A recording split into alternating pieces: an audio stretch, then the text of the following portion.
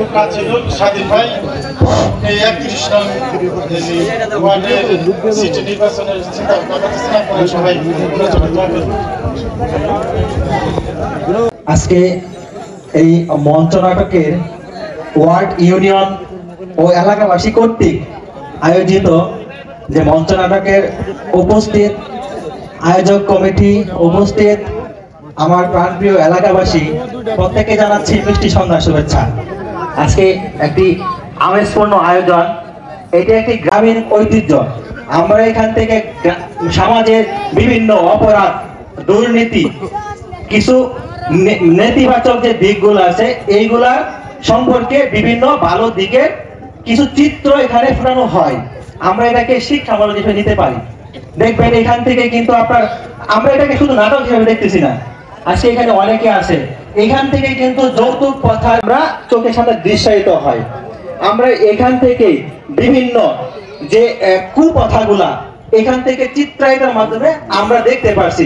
নারীদের প্রতি যে কর্তব্যগুলা এখানে দেখা যায়, এরকম অনেক অনেক বিষয় থাকে যেগুলা কি আমরা খুব সহজেই করতে পারি।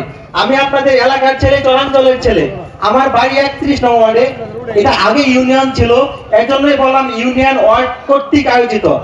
আমি 31 নং ওয়ার্ডে আগামী নির্বাচনের জন্য প্রস্তুতি নিচ্ছি।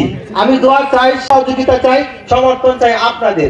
আমি তখনই ওয়ার্ডটিকে একটি আধুনিক এবং আদর্শিক ওয়ার্ড হিসেবে বিনির্মাণ করতে পারবো যদি আপনাদের পূর্ণ সহযোগিতা আমার সাথে থাকে। আমি সেই হিসাবে আপনাদের সামনে দণ্ডায়মান হয়েছি। আমি আজহারুল ইসলাম স্বাধীন, আমার বাড়ি হচ্ছে 31 নং ওয়ার্ডে। এইটা যেহেতু কালচারাল প্রোগ্রাম, সেই সুবাদে ভাইদের এবং আয়োজক কমিটিকে ধন্যবাদ জ্ঞাপন করব যে আমাকে 2 মিনিট কথা বলার সুযোগ করে দিয়েছেন। আমি সবার কাছে আমার জন্য দোয়া চাই আমি আমার নিষ্পেষিত, নির্যাতিত, অবহেলিত, লুণ্ঠিত তথা 31 নং ওয়ার্ডের জন্য। আমি আবারও সবার সুস্বাস্থ্য এবং দীর্ঘায়ু কামনা করে আমি আমার সংক্ষিপ্ত বক্তব্য এখানে শেষ করছি। সকলেই ভালো থাকেন, সুস্থ থাকেন।